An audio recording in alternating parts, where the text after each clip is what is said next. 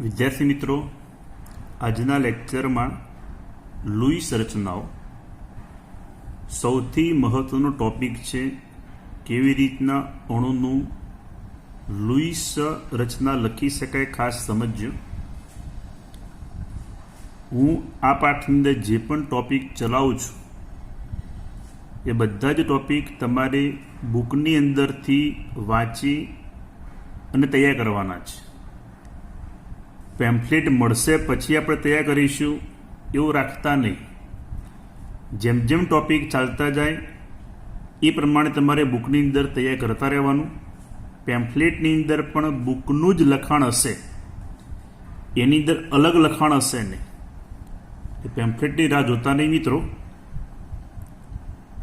Louis બિંદુ રચના અણુઓ અને આયનોમાં બંધન, તેમની ભાગીદારી કરેલા ઇલેક્ટ્રોન યુગ્મ અને અષ્ટકના નિયમના સંદર્ભમાં સમજાવે છે. આયનોમાં બંધન, ધારો કે કોઈ બે પરમાણુ છે. જો બે પરમાણુ વચ્ચે એકલ બંધ હોય તો આ બંધનમાં અહીંયા એક ઇલેક્ટ્રોન યુગ્મ હાજર હશે. ભાગીદારી કરેલી ઇલેક્ટ્રોન યુગ્મ બે પરમાણુ વચ્ચે એકલ બંધ હોય તો અહીંયા એક ઇલેક્ટ્રોન યુગ્મ ભાગીદારીમાં હશે. બે પરમાણુ વચ્ચે આ રીતે બે બંધન હોય, બે બંધ હોય તો અહીંયા બે ભાગીદારી ઇલેક્ટ્રોન યુગ્મ હશે. અને અષ્ટકના નિયમના સંદર્ભમાં સમજાવે છે.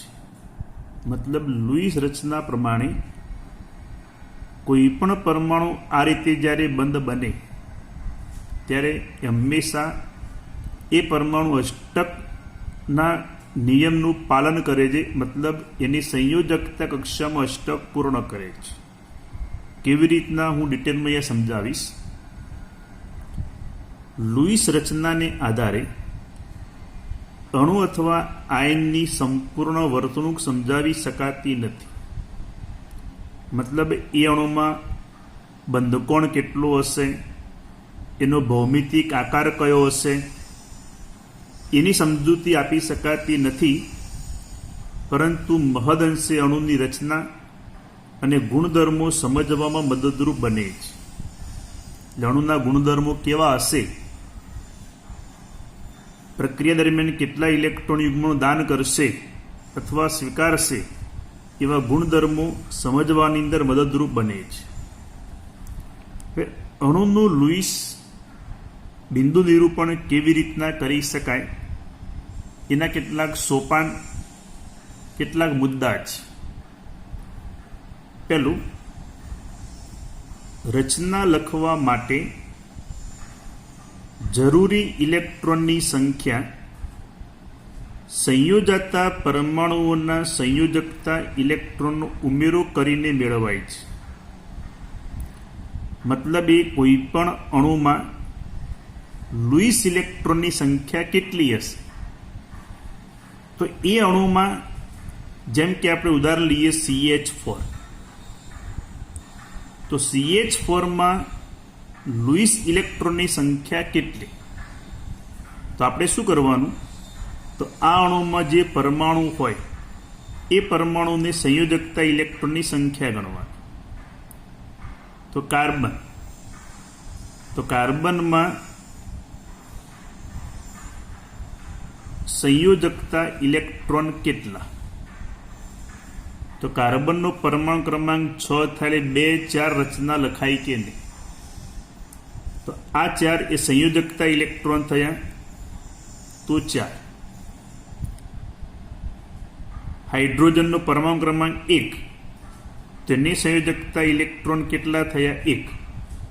પણ CH4માં કુલ હાઇડ્રોજન કેટલા, 4. તો 4H પરમાણુની સંયોજકતા ઇલેક્ટ્રોનની સંખ્યા કેટલી થઈ, 4. એટલે આપણે 4 હાઇડ્રોજન પરમાણુ, તો કુલ સંયોજકતા ઇલેક્ટ્રોન કેટલા થયા, 8. 4 ની 5 ને 4 9 ના ગણતા, આપણે એ 4 હાઇડ્રોજનના એક સાથે એ ગણી લીધેલા છે. એટલે 4 ની 4 8 સંયોજકતા ઇલેક્ટ્રોન થયા. મતલબ લુઈસ રચના લખવા માટે 8 ઇલેક્ટ્રોનની જરૂર પડે. હું જોડે જોડે સમજાવતો જાઉં. જો કાર્બન, તો કાર્બનની સંયોજકતા ઇલેક્ટ્રોન કેટલા થયા? 4. જેને 4 ટપ્પાઓ દર્શાવો. થઈ ગયા 4. હાઇડ્રોજનની સંયોજકતા ઇલેક્ટ્રોનની સંખ્યા 1. તો ટોટલ હાઇડ્રોજન કેટલા? 4. તો આપણે અહીંયા એક એક ઇલેક્ટ્રોનની ભાગીદારી થઈ. તો મિત્રો જો અહીંયા મધ્યસ્થ પરમાણુ કાર્બન નું અષ્ટક પૂર્ણ થયું કે નહીં? થઈ ગયું.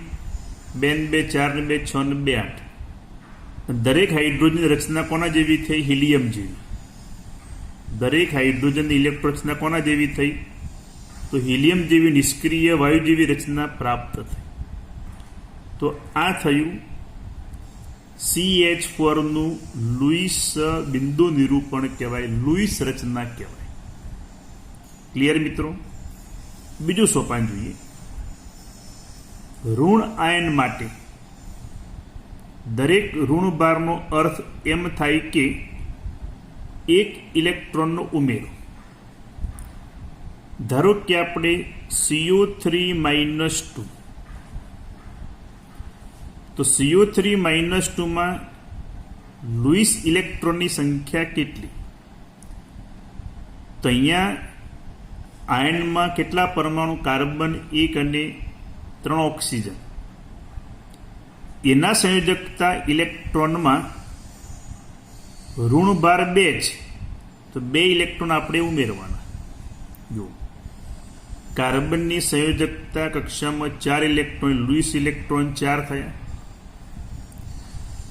3 ઓક્સિજન ના સંયોજકતા ઇલેક્ટ્રોન કેટલા થયા? તો 3 ગુણ્યા 6 18 થયા. આ શું 30 નથી મિત્રો, 3 ઓક્સિજન છે. એક ઓક્સિજનની બાહ્યતમ કક્ષાની અંદર 6 ઇલેક્ટ્રોન હોય, ગુણ્યા 3 ઓક્સિજન એટલે 18 થયા. અને 2 ઋણ ભારના 2 ઇલેક્ટ્રોન અંદર ઉમેરવાના. કારણ કે ઋણાયન ક્યારે બને? ઇલેક્ટ્રોન મેળવે ત્યારે. માટે આની અંદર કુલ સંયોજકતા ઇલેક્ટ્રોન કેટલા થાય? 18 ને 4 22 ને 2 24. તો આ રીતે 24 ઇલેક્ટ્રોન. આને કયા ઇલેક્ટ્રોન કહેવાય? લુઈસ ઇલેક્ટ્રોન કહેવાય.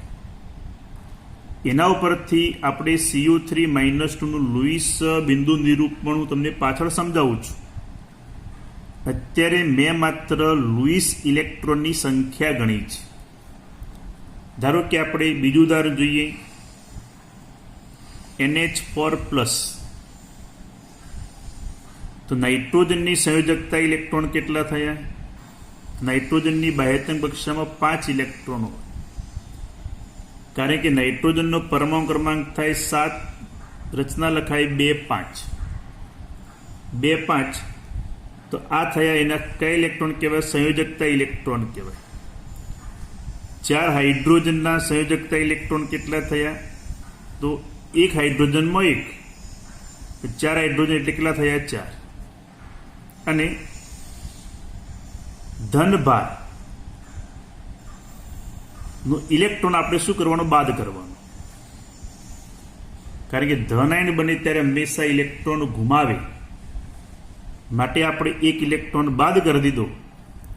તો NH4+ માં કેટલા ઇલેક્ટ્રોન થયા? લુઈસ ઇલેક્ટ્રોન થયા 8.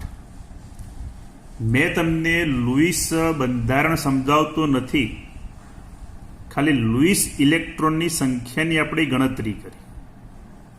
તો બીજા સોપાનમાં શું હતું? જેટલો ઋણ વીજભાર હોય તેટલા ઇલેક્ટ્રોન એ આયનમાં તમે પરમાણુની સંયોજકતા ઇલેક્ટ્રોનની કુલ સંખ્યા જે ગણેલી હોય એની અંદર એટલા ઉમેરવામાં આવે. જેમ કે મેં કાર્બનના 4, ઓક્સિજનના કુલ 18, 18 ને 4 22, 2 ઇલેક્ટ્રોન મેળવ્યા જે અંદર મેં એડ કર્યા, કુલ કેટલા થયા 24. એ રીતે NH4+ જો ધન વીજભાર હોય તો મિત્રો જેટલો ધન વીજભાર હોય તેટલા ઇલેક્ટ્રોન કુલ સંયોજકતા ઇલેક્ટ્રોનમાંથી આપણે બાદ કરી દેવાના. તો આ રીતે આપણે ધન ઋણાયન હોય તો સંયોજકતા ઇલેક્ટ્રોન એટલે કે લુઈસ ઇલેક્ટ્રોનની સંખ્યા મેં તમને સમજાવી. એનું લુઈસ બિંદુ નિરૂપણ હું આગળ સમજાવું છું, ખાસ ધ્યાન આપજો. જો સંયોજકતા પરમાણુઓની રાસાયણિક સંજ્ઞાઓ જાણતા હોઈએ અને માળખાકીય રચનાનું જ્ઞાન હોય તો ઇલેક્ટ્રોનની કુલ સંખ્યાને કુલ બંધના પ્રમાણમાં બંધન યુગ્મ ભાગીદારીની વહેંચણી પરમાણુ વચ્ચે કરી શકાય છે. રાસાયણિક સંજ્ઞાઓ ધારો કે આપણે નાઇટ્રિક એસિડ, તો નાઇટ્રિક એસિડમાં અણુસૂત્ર શું થાય મિત્રો? HNO. તો હાઇડ્રોજન, નાઇટ્રોજન ને 3 ઓક્સિજન. આની રચના કયા પ્રકારની છે?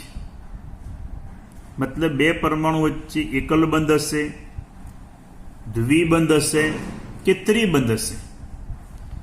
એ રચનાનું જ્ઞાન હોય તો ઇલેક્ટ્રોનની કુલ સંખ્યાને કુલ બંધના પ્રમાણમાં બંધન યુગ્મ ભાગીદારી વહેંચણી પરમાણુ વચ્ચે કરી શકાય. મતલબ 2 પરમાણુ વચ્ચે એકલ બંધ હોય તો ઇલેક્ટ્રોનને 1 યુગ્મ હશે, દ્વિબંધ હોય તો 2 યુગ્મ વહેંચી શકાય, ત્રિબંધ હોય તો 3 યુગ્મ વહેંચી શકાય.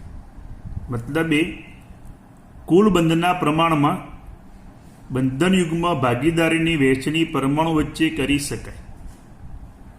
મતલબ 2 પરમાણુ વચ્ચે એકલ બંધ હોય તો કેટલા ઇલેક્ટ્રોન વપરાય? 2. એકલ બંધ હોય તો. દ્વિબંધ હોય તો કેટલા ઇલેક્ટ્રોન વપરાય? 4. ત્રિબંધ હોય તો કેટલા ઇલેક્ટ્રોન વપરાય? 6. એક વખત આગળ સમજાય 2 ઇલેક્ટ્રોન અહીંયા વપરાશે બંધનમાં.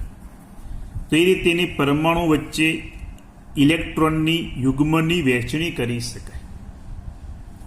ધ્યાન આપજો. સામાન્ય રીતે અણુ અથવા આયનમાં સૌથી ઓછો વિદ્યુત ઋણ પરમાણુ કેન્દ્રમાં સ્થાન લેશે. જેમ કે આપણે ખાસ સમજાવું ઉદાહરણ NF3.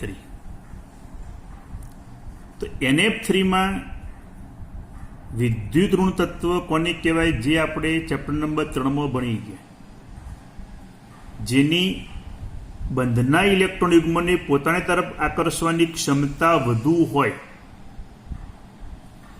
એની વિદ્યુત ઋણતા હંમેશા વધુ હોય. આકર્ષવાની ક્ષમતા ઓછી હોય તો વિદ્યુત ઋણતા હંમેશા ઓછી હોય, જે આપણે ચેપ્ટર નંબર 3માં ભણી ગયા. હવે NF3માં ફ્લોરિન કરતા નાઇટ્રોજનની વિદ્યુત ઋણતા ઓછી છે, કારણ કે નાઇટ્રોજન અને ફ્લોરિન બંને એક જ આવર્તના તત્વો છે. યાદ રાખજો, પરમાણુ ક્રમાંક 7, પરમાણુ ક્રમાંક 9 જો એક જ આવર્તના તત્વો હોય તો જેનો પરમાણુ ક્રમાંક વધુ હોય તેની વિદ્યુત ઋણતા હંમેશા વધુ હોય, અને જેનો પરમાણુ ક્રમાંક ઓછો હોય એની વિદ્યુત ઋણતા ઓછી હોય. ક્યારે મિત્રો? એ તત્વો એક જ આવર્તના હોય તો. જુદા જુદા આવર્તના હોય તો મેં કીધું લાગુ પડશે નહીં. એક જ આવર્તના તત્વો હોય તો જે પરમાણુનો પરમાણુ ક્રમાંક વધુ હોય તેની વિદ્યુત ઋણતા હંમેશા વધુ હશે. તો નાઇટ્રોજન કરતાં ફ્લોરિનની વિદ્યુત ઋણતા વધુ છે. તો નાઇટ્રોજન એ હંમેશા આ રીતે કેન્દ્રમાં આવશે ને 3 ફ્લોરિન આ રીતે ગોઠવાયેલા હશે.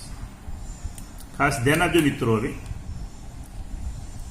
આપણે જાણીએ કે ફ્લોરિનની બાહ્યતમ કક્ષામાં કેટલા ઇલેક્ટ્રોન થયા? 7. બહુ જ શાંતિપૂર્વક વિચારવાનું. 7 ઇલેક્ટ્રોન લખે. એ રીતે બીજા ફ્લોરિનની બાહ્યતમ કક્ષાની અંદર 7 ઇલેક્ટ્રોન આપણે લખીએ.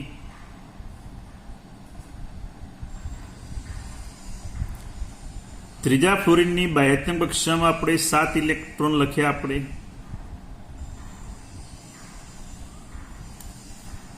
ધ્યાન આપજો. દરેક ફ્લોરિનને અષ્ટક પૂર્ણ કરવું કેટલા ઇલેક્ટ્રોન ખૂટે? 1. નાઇટ્રોજનની બાહ્યતમ કક્ષામાં 5 ઇલેક્ટ્રોન હતા. એ 5 લખું, ધ્યાન આપજો. 3 અહીંયા એક એકની ભાગીદારી કરશે. 1 2 3 ને લખીએ આપણે 2. તો જો મિત્રો, દરેકનું અષ્ટક અહીંયા પૂર્ણ થઈ ગયું.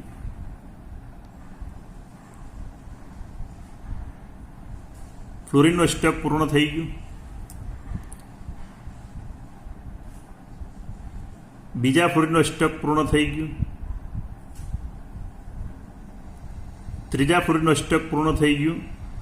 અને જો નાઇટ્રોજનનું પણ અષ્ટક અહીંયા પૂર્ણ થઈ ગયું. તો આ થયું NF3 નું લુઈસ બિંદુ નિરૂપણ કહેવાય. બિંદુ નિરૂપણ એવી રીતના કરવાનું કે પરમાણુનું અષ્ટક હંમેશા પૂર્ણ થતું હોવું જોઈએ, અથવા હિલિયમની રચના પ્રાપ્ત થતી હોવી જોઈએ. ઘણા પ્રશ્ન થાય, સાહેબ આપણે આ 7 ઇલેક્ટ્રોન 2 અહીંયા લખી નાખ્યા હોય, આ રીતે કર્યું હોય તો ચાલે? નાઇટ્રોજન ના ફ્લોરિન ધારો કે 2 2 4 ને 2 6 અને 1 7 આમ લખીએ તો ધારો કે અહીંયા 7 લખ્યા અહીંયા, અને અહીંયા જ્યારે ભાગીદારી થાય ત્યારે અહીં 2 લખ્યા હોય તો 2 ઇલેક્ટ્રોન દર્શાવે, તો અહીંયા અષ્ટક કરતા ઇલેક્ટ્રોન વધી જાય. એટલે આપણે આ રચના ખોટી પડે. આપણે પરમાણુની આસપાસ એવી રીતના ઇલેક્ટ્રોન ગોઠવવાના જેથી કરીને શક્ય હોય ત્યાં સુધી અષ્ટક પૂર્ણ થાય. અહીંયા ધારો કે આપણે એક અહીંયા લખીએ તો અહીંયા અષ્ટક કરતા ફ્લોરિનમાં ઇલેક્ટ્રોનો વધી જશે. હું સમજાવીશ બધા જ ધીરે ધીરે. ધ્યાન આપજો. એકલ બંધની ઇલેક્ટ્રોન ભાગીદારીની જોડ માટે ગણતરી કર્યા પછી વધારાના ઇલેક્ટ્રોન યુગ્મ બહુબંધનમાં ઉપયોગમાં લેવાય છે, અથવા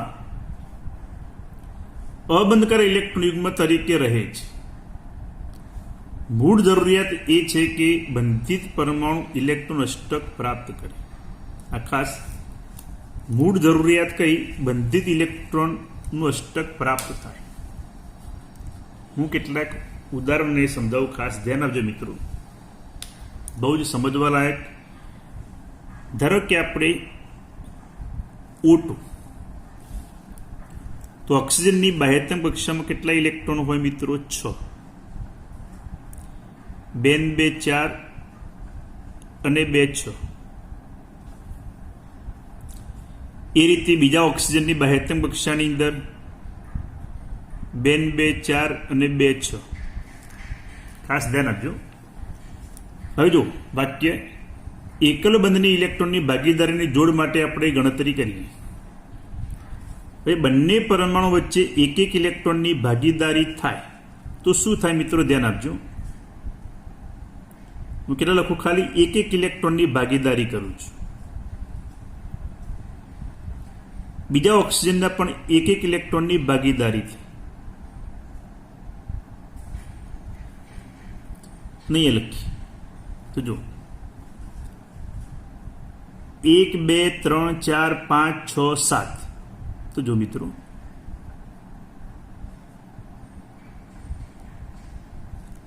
2 2 4 2 6 1 7 થયા. તો અષ્ટક પૂર્ણ થયું મિત્રો? ના. આનો પણ અષ્ટક પૂર્ણ થયું મિત્રો? ના. 2 2 4 2 6 ને 1 7 થયા. તો આ લુઈસ રચના ખોટી કહેવાય. તો બીજું વિચારીએ આપણે. બંને પરમાણુ 2 2 ઇલેક્ટ્રોનની ભાગીદારી કરે તો 2 2 4 અને 2 6 બીજા ઓક્સિજનની 2 2 4 અને 2 6. હવે આપણે બંનેનું અષ્ટક જોઈએ. જુઓ તો 2 2 4 2 6 ને 2 8 થઈ ગયા. તો બંને ઓક્સિજનનું અષ્ટક પૂર્ણ થઈ ગયું. તો આ લુઈસ રચના સાચી કહેવાય. મિત્રો પહેલા એક એક બંધન ઇલેક્ટ્રોન યુગ્મનું વિચારવાનું. આપણે ના થતું હોય તો આ રીતે બહુબંધન વિચારવાનું. અષ્ટક પૂર્ણ થઈ ગયું તો આ ઇલેક્ટ્રોન રચના સાચી ગણાય. તો એને આ રીતે લખાય. 2 પરમાણુ વચ્ચે 2 ઇલેક્ટ્રોન યુગ્મ એ દ્વિબંધ રચાશે. આ ઇલેક્ટ્રોન યુગ્મ મેં તમને ગયા લેક્ચરમાં કહ્યા હતા મિત્રો. આ ઇલેક્ટ્રોન યુગ્મ કયા કહેવાય? આ ઇલેક્ટ્રોન યુગ્મ બંધ બનાવવા માટે વપરાતા નથી. તો શું કહેવાય? અબંધકારી ઇલેક્ટ્રોન યુગ્મ કહેવાય. તો આ અબંધકારી ઇલેક્ટ્રોન યુગ્મ થયા. અબંધકારી ઇલેક્ટ્રોન યુગ્મ થયા. આ કયા કહેવાય? બંધકારક ઇલેક્ટ્રોન યુગ્મ કહેવાય. ક્લિયર મિત્રો? બીજું ઉદાહરણ સમજાવો, ખાસ ધ્યાન આપજો. ઓઝોન O3 ધ્યાન આપજો ખાસ. તો ઓક્સિજન અહીંયા 3 પરમાણુ, આ 3 ઓક્સિજન લખ્યા. હવે આપણે એની આસપાસ એવી રીતના આપણે બિંદુ દર્શાવવાના જેથી કરીને દરેકનું અષ્ટક અહીંયા પૂર્ણ થતું હોવું જોઈએ. ધ્યાન આપો. આ ઓક્સિજનના આપણે 1 2 3 4 5 અને 6 લખ્યા. કયા? મધ્યસ્થ ઓક્સિજન પરમાણુ. તો આ બેના ઓક્સિજન એ રીતે દર્શાવવાના, ઇલેક્ટ્રોન એ પ્રમાણે દર્શાવવાના જેથી કરીને 3 ઓક્સિજનનું અષ્ટક અહીંયા પૂર્ણ થાય. ધ્યાન આપો, દર્શાવું. આ ઓક્સિજનના 2 2 4 અને 2 6. જો અષ્ટક પૂર્ણ થઈ ગયું મિત્રો. આનું સરસ. આનું અષ્ટક પૂર્ણ થઈ ગયું. આના બાકી વધ્યાથી 2 2 4. મિત્રો ધ્યાન આપજો. જો અહીંયા 2 દર્શાવું તો આ ઓક્સિજનનું અષ્ટક પૂર્ણ થાય. ધારો કે આપણે જોઈએ, પેન્સિલનો ઉપયોગ કરી વિચારીએ.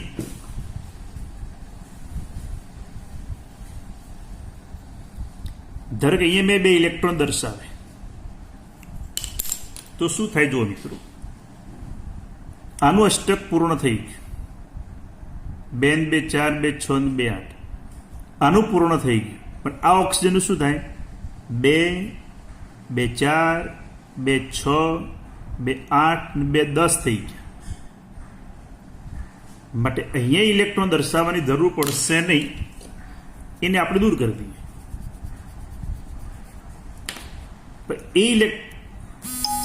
એ ઇલેક્ટ્રોન આપણે અહીંયા દર્શાવીએ.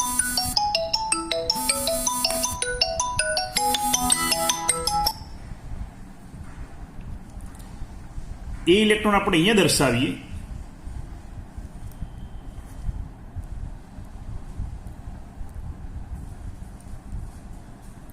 તો જો આનું અષ્ટક અહીંયા પૂર્ણ થઈ ગયું. આનું અષ્ટક પૂર્ણ થઈ ગયું.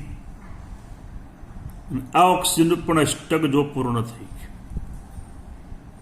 તો આ થયું ઓઝોન O3 નું લુઈસ બિંદુ નિરૂપણ કહેવાય. જેમાં દરેક પરમાણુ અષ્ટક એની અંદર પૂર્ણ થાય.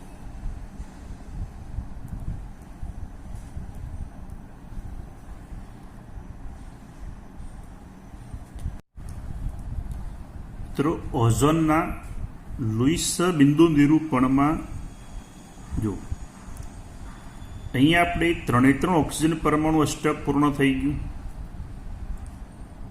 તો બંધ દર્શાવી ખાસ ધ્યાન આપજો. આ બે પરમાણુ વચ્ચે કેટલા ઇલેક્ટ્રોન યુગ્મ? 1 અને 2.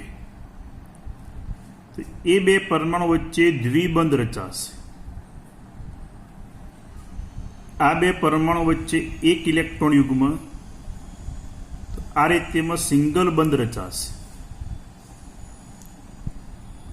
આ ઇલેક્ટ્રોન યુગ્મ જે બંધ બનાવવા માટે વપરાતું નથી,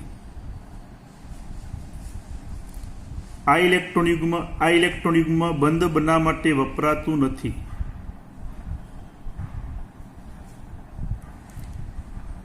એક, બે, 3 ઇલેક્ટ્રોન યુગ્મ બંધ બનાવવા માટે વપરાતા નથી. તો આને અબંધકારક ઇલેક્ટ્રોન યુગ્મ ગણાય. પ્રશ્ન એ કે ઓઝોન અણુમાં બંધકારક ઇલેક્ટ્રોન યુગ્મ કેટલા? તો 1, 2 અને 3. એક બંધ હોય એટલે એક યુગ્મ હોય. યુગ્મ એટલે 2 ઇલેક્ટ્રોન. અહીંયા દ્વિબંધ એટલે 2 યુગ્મ, અહીંયા 1 યુગ્મ. 3 બંધકારક ઇલેક્ટ્રોન યુગ્મ હોય. બાકી આ જે દર્શાવે 1, 2, 3, 4, 5 અને 6 એ અબંધકારક ઇલેક્ટ્રોન યુગ્મ ગણાય. એ ધ્યાન આપજો. જો આ ઇલેક્ટ્રોન યુગ્મ એટલે અહીંયા જે બંધ બનાવવા યુગ્મ જે વપરાયું એ કયા ઓક્સિજનનું વપરાયું? તો મિત્રો આ ઓક્સિજનનું યુગ્મ વપરાયું. તો જેનું અહીંયા બંધ બનવા માટે આ ઓક્સિજનનું ઇલેક્ટ્રોન યુગ્મ વપરાયું નથી મિત્રો, આનું વપરાયેલું છે. જેનું વપરાયેલું હોય એના પર પ્લસ વીજભાર લખવાનું. આનું નથી વપરાયું તો લખીએ આપણે માઇનસ. આ વીજભાર કેમ આવ્યો હું પાછળ સમજાવીશ. અત્યારે યાદ રાખવા માટે સિમ્પલ, જેનું યુગ્મ વપરાયેલું હોય ત્યાં પ્લસ, ના વપરાયું હોય ત્યાં માઇનસ. અહીંયા દ્વિબંધ બનાવવા માટે બંનેના 2 ઇલેક્ટ્રોન વપરાયેલા છે. જ્યારે અહીંયા બંધ બનવા માટે ખાલી આ જ ઓક્સિજનનું ઇલેક્ટ્રોન યુગ્મ વપરાયું છે, આનું વપરાયું નથી. માટે અહીંયા પ્લસ અને માઇનસ આપણે લખેલા છે. ક્લિયર મિત્રો? હું બીજા ઘણા ઉદાહરણ સમજાવું, ખાસ ધ્યાનથી જોજો એને. બીજું ઉદાહરણ જોઈએ આપણે. Carbon monoxide. જો કોઈ પણ ઉદાહરણ લઈએ આપણે, ધારો કે લઈએ બીજું ઉદાહરણ HNO3. ખાસ આની અંદર સમજો HNO3 માં લુઈસ બિંદુ નિરૂપણ કેવી રીતના દર્શાવી શકાય. તો નાઇટ્રોજન પરમાણુ ઓક્સિજનની વિદ્યુત ઋણતા કરતા નાઇટ્રોજનની વિદ્યુત ઋણતા ઓછી. તો આ રીતે 1, 2 અને 3 ઓક્સિજન. અહીંયા લખીએ આપણે 1H. સમજો ખાસ, આપણે એ રીતે લુઈસ બિંદુ નિરૂપણ લખવાનું જેથી કરીને નાઇટ્રોજન પરમાણુ ઓક્સિજન પરમાણુનું અષ્ટક પૂર્ણ થતું હોવું જોઈએ. જો સૌથી પહેલા નાઇટ્રોજનની બાહ્યતમ કક્ષામાં કેટલા ઇલેક્ટ્રોન હોય મિત્રો? 5. તો ધ્યાનથી જોજો. 2, 4 અને 1, 5. હવે આપણે આ ઓક્સિજનની બાહ્યતમ કક્ષાની અંદર 6 ઇલેક્ટ્રોન હોય. તો 2, 4, 5 અને 1 અહીંયા 6. હાઇડ્રોજનની બાહ્યતમ કક્ષામાં 1 ઇલેક્ટ્રોન હોય. તો આપણે અહીંયા 1 લખી દીધો. તો જો હાઇડ્રોજન રચના કોના જેવી થઈ ગઈ? હિલિયમ જેવી. આ ઓક્સિજનનું અષ્ટક અહીંયા પૂર્ણ થઈ ગયું. હવે અહીંયા ધ્યાન આપજો, આ ઓક્સિજનનું અષ્ટક પૂર્ણ કરવા માટે અથવા કોઈ પણ વિચારી શકાય.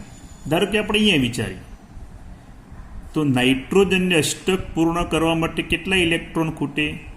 તો જો 2, 2, 4 ને 2, 6 થયા, તો 2 ખૂટશે. તો 2 ઓક્સિજન, એટલે ઓક્સિજન સાથે આ રીતે 2 ઇલેક્ટ્રોનની ભાગીદારી કરશે. તો આ ઓક્સિજનનું અષ્ટક પૂર્ણ થઈ ગયું, નાઇટ્રોજનનું પૂર્ણ થઈ ગયું. હવે આ ઓક્સિજન વિચારીએ આપણે તો 2, 2, 4. અને ધારો કે આપણે અહીંયા 2 લખીએ, ધારો કે, તો આ ઓક્સિજનનું અષ્ટક પૂર્ણ થાય ખરું, પણ નાઇટ્રોજનમાં કેટલું થાય? તો 2 ને 2, 4 ને 2, 6 ને 2, 8 ને 2, 10 થઈ ગયા. અષ્ટક કરતા વધવા જોઈએ નહીં. તો આપણે એ 2 ઇલેક્ટ્રોન ત્યાંથી દૂર કરી દઈએ. એ 2 ઇલેક્ટ્રોન આપણે અહીંયા લખીએ, જેથી ધ્યાનથી જો આ ઓક્સિજનનું અષ્ટક પૂર્ણ થઈ ગયું મિત્રો. આ ઓક્સિજનનું અષ્ટક પૂર્ણ થઈ ગયું. આ ઓક્સિજનનું અષ્ટક પૂર્ણ થઈ ગયું. નાઇટ્રોજનનું પણ અષ્ટક અહીંયા પૂર્ણ થઈ ગયું.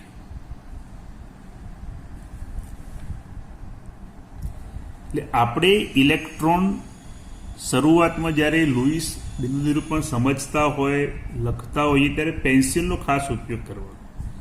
અને પેન્સિલનો ઉપયોગ કરી આપણે જોવાનું કોઈ જગ્યાએ અષ્ટક કરતા ઇલેક્ટ્રોન વધી જતા નથી, વધવા જોઈએ નહીં. તો આ રીતે જો HNO3માં નાઇટ્રોજન, આ 2 પરમાણુ વચ્ચે એક યુગ્મ સિંગલ બંધ આવશે, ઓક્સિજન. આ ઇલેક્ટ્રોન યુગ્મ કેવા કહેવાય? 1 અને 2 અબંધકારક કહેવાય. આ થયું બંધકારક યુગ્મ. આ 2 પરમાણુ વચ્ચે સિંગલ બંધ. આ ઇલેક્ટ્રોન યુગ્મ કેવા કહેવાય? અબંધકારક. અહીંયા 2 પરમાણુ વચ્ચે 2 યુગ્મ એટલે દ્વિબંધ આવશે.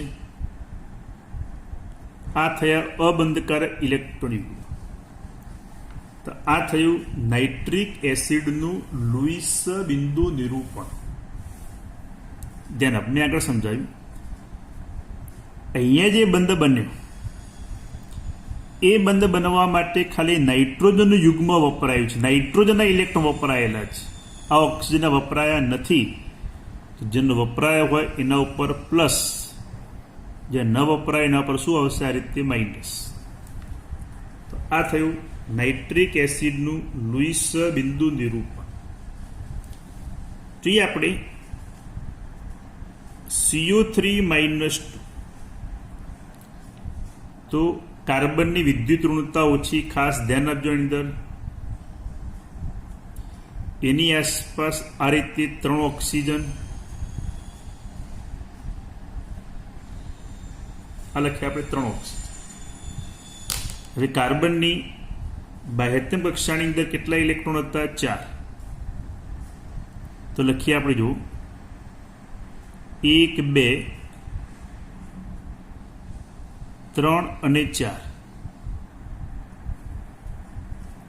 અને હું ખાસ ડોટથી લખાવું, બ્લેક ડોટથી, કે -2 બને ત્યારે 2 ઇલેક્ટ્રોન સ્વીકારશે. આ સ્વીકાર્યા એ આપણે લખ્યા. કયા? આ બ્લેક ડોટથી લખ્યા તે. કયા? -2 બને 2 સ્વીકારે તે લખ્યા. તો કાર્બનની આ રીતે 6 ઇલેક્ટ્રોન કયા દર્શાવ્યા મિત્રો આપણે? તો 4 કાર્બનના પોતાના હતા તે. -2 બને ત્યારે 2 સ્વીકારે તે. ક્લિયર મિત્રો? હવે આપણે ઓક્સિજન લખીએ તો જો, તો ઓક્સિજનમાં કાર્બનને અષ્ટક પૂર્ણ કરવા માટે કેટલા ઇલેક્ટ્રોન ખૂટશે? હવે 2 જ. તો 2 અહીંયા ભાગીદારી કરશે.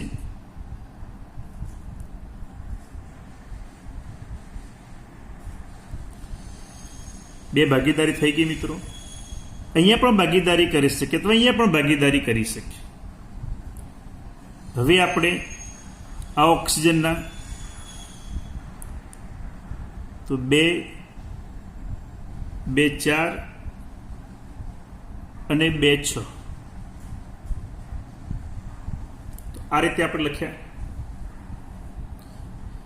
ત્યારબાદ આપણે આ ઓક્સિજનના તો 2 2 4 અને 2 6 અહીંયા લખીએ તો આ કાર્બનનો અષ્ટક કરતા ઇલેક્ટ્રોન વધી જશે. તો હવે જો આપણે એ રીતે ઇલેક્ટ્રોન લખ્યા કે જેથી કરીને દરેક પરમાણુ અષ્ટક અહીંયા પૂર્ણ થઈ ગયું. જો આ ઓક્સિજનનો અષ્ટક અહીંયા પૂર્ણ થઈ ગયું, આ ઓક્સિજનનો અષ્ટક પૂર્ણ થઈ ગયું, આ ઓક્સિજનનું અષ્ટક પૂર્ણ થઈ ગયું, અને કાર્બનનું પણ અહીંયા અષ્ટક પૂર્ણ થઈ ગયું. માટે અહીંયા કાર્બન આ બે પરમાણુ વચ્ચે દ્વિબંધ આવે, ઓક્સિજન આ બે અબંધકારક ઇલેક્ટ્રોન યુગ્મ, અહીંયા સિંગલ બંધ આવે. તો આ રીતે અહીંયા પણ સિંગલ બંધ આવશે,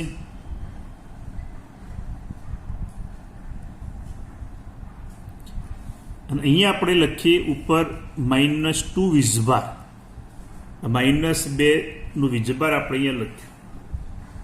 તો આ થયું CO3 -2 નું લુઈસ બિંદુ નિરૂપણ. મિત્રો, લુઈસ બિંદુ નિરૂપણ બહુ ધ્યાનથી સમજી વિચારીને આપણે ઇલેક્ટ્રોન લખવાના છે. એટલે વારંવાર પ્રયત્ન કરશો તો જ આ લુઈસ રચના તમને આવડશે. એટલે આપણે પેન્સિલનો ઉપયોગ કરવાનો ટપકા દર્શાવવા માટે. તમને એવું લાગે કે સાહેબ અહીંયા ઇલેક્ટ્રોન અષ્ટક કરતાં વધી ગયા, તો ઇરેઝરથી દૂર કરી ફરી આપણે ઇલેક્ટ્રોન દર્શાવવાના, જેથી કરીને દરેકનું અષ્ટક અહીંયા પૂર્ણ થયેલું હોવું જોઈએ.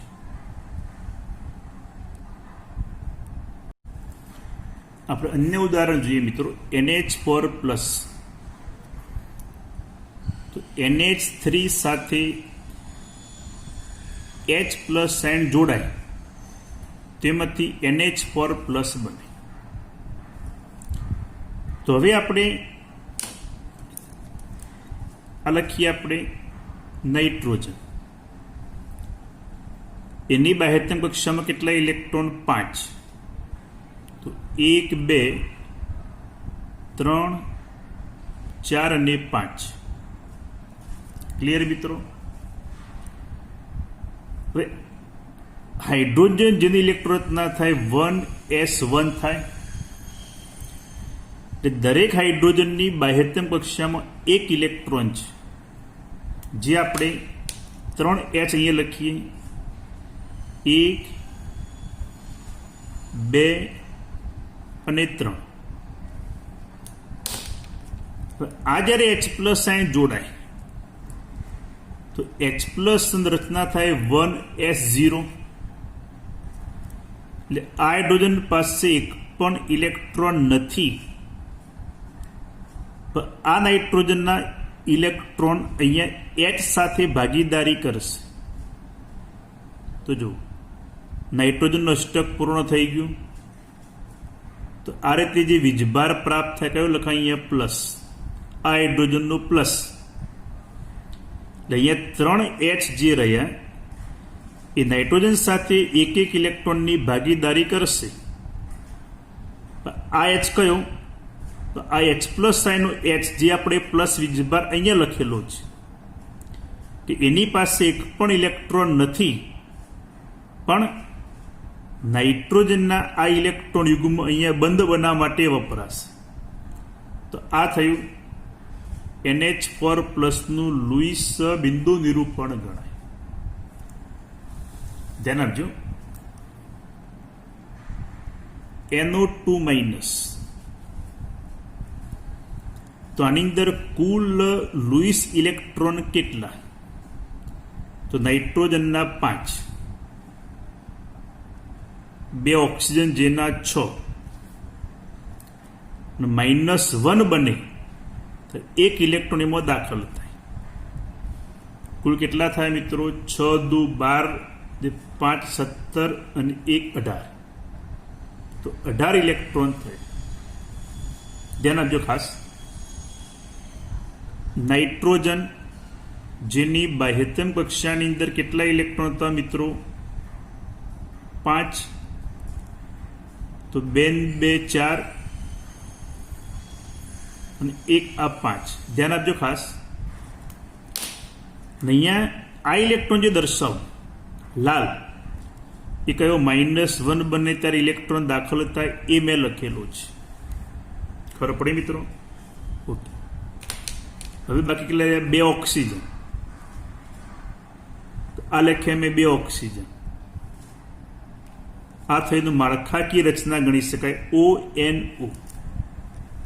હવે આપણે ઓક્સિજનના ઇલેક્ટ્રોન એવી રીતના ગોઠવવાના જેથી કરીને દરેકે દરેક પરમાણુનું અષ્ટક પૂર્ણ થવું જોઈએ.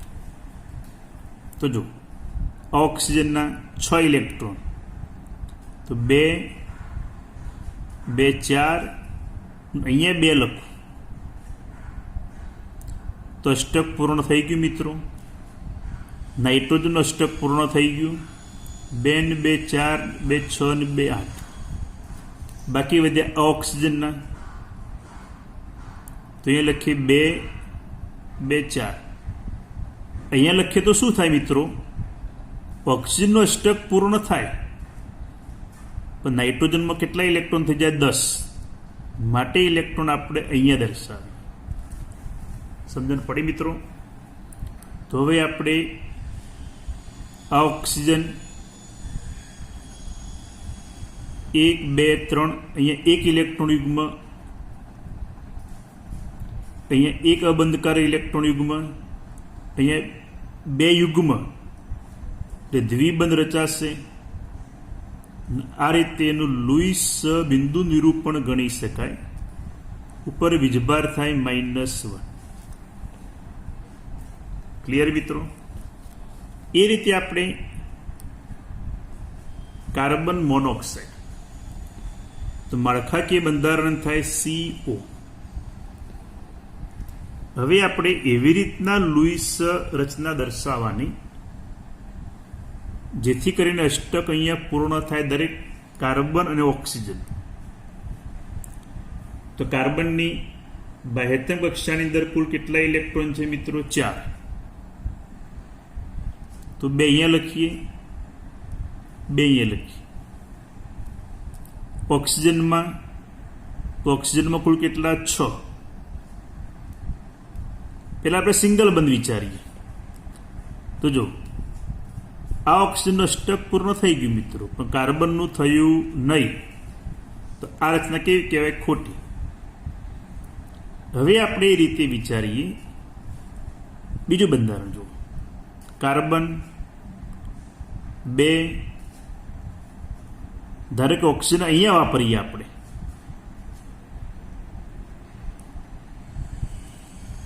આ બાદ લખીએ, બહુબંધ વિચારીએ, તો ઓક્સિજનનું અષ્ટક પૂર્ણ થયું, તો કાર્બનનું થયું ના, તો આ રચના પણ ખોટી. તો હવે આપણે એવું વિચારીએ,